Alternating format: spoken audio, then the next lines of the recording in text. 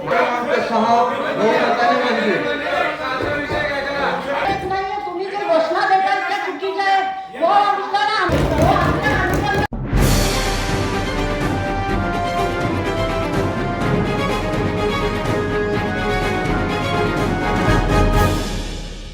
गटाचा नकली हिंदुत्व उघाड, कत्तलखाने सुरू करण्याच्या विषयाला भाजपा नगरसेवकांनी केला कडाडून विरोध. नगरपालिकेच्या सभेत गदारोळ, लेखी हरकत घेऊन नगरपालिकेबाहेर केली निदर्शने. बंद पडलेले पशुवधगृह सुरू करण्याविषयीचा ठराव पारित करण्याचा प्रयत्न नंदुरबार नगर परिषदेतील सत्ताधाऱ्यांनी करताच भाजपा नगरसेवकांनी प्रचंड विरोध केला. बंद पडलेले कत्तलखाने आणि गोहत्या बंदी यावरून भाजपा नगरसेवकांनी शिंदे गटाच्या सत्ताधाऱ्यांना चांगलेच घेरले. जोरदार निदर्शने करीत नगरपरिषदेचा निषेध करण्यात आला. यामुळे नंदुरबार नगरपरिषदेची आजची सर्वसाधारण सभा अत्यंत वादळी ठरली.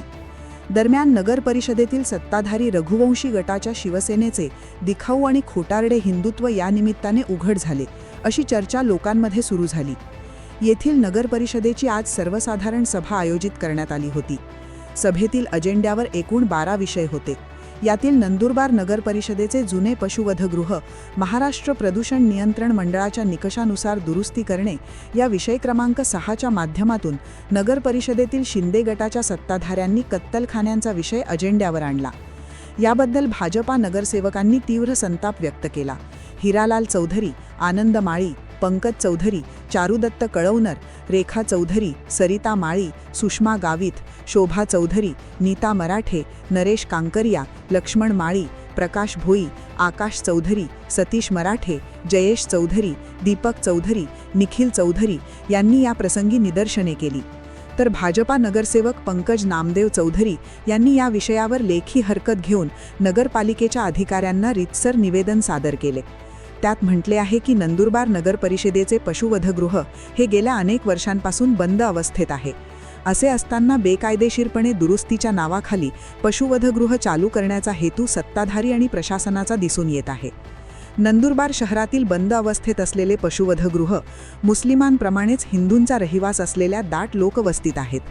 हे पशुवधगृह चालू करण्यास हिंदूंप्रमाणेच काही मुस्लिम नागरिकांचा देखील विरोध आहे. सदर पशुवधगृह 2015 साली चालू करण्याचा प्रयत्न झाला असता शहरात सामाजिक सलोखा बिघडून कायदा व सुव्यवस्थेचा प्रश्न निर्माण झाला होता.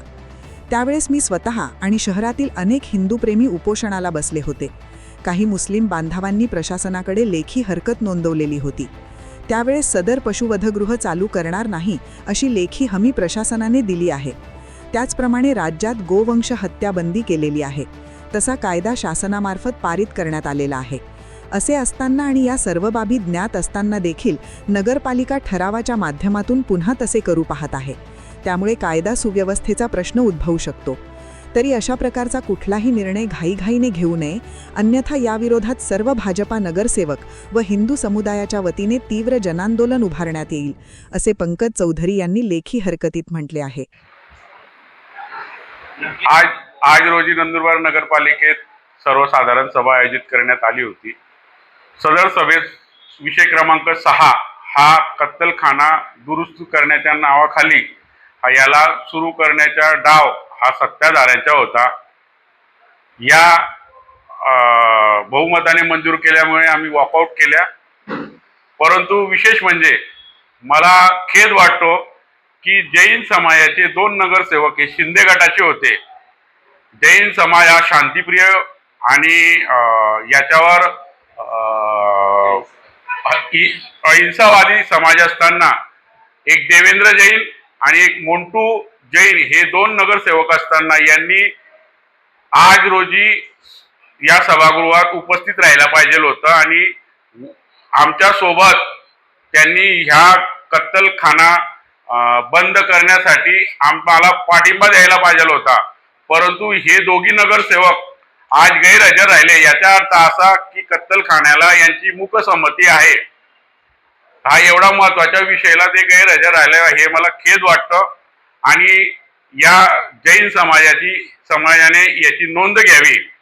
दुसरी गोष्ट, सत्ताधारी कत्तलखाना सुरू करण्यासाठी इकडं बहुमताने विषय मंजूर करतात आणि नगरपालिकेत सभा संपल्यानंतर गो गो गो हत्या बंदीवर घोषणा देतात हा दुटप्पीपणा आहे.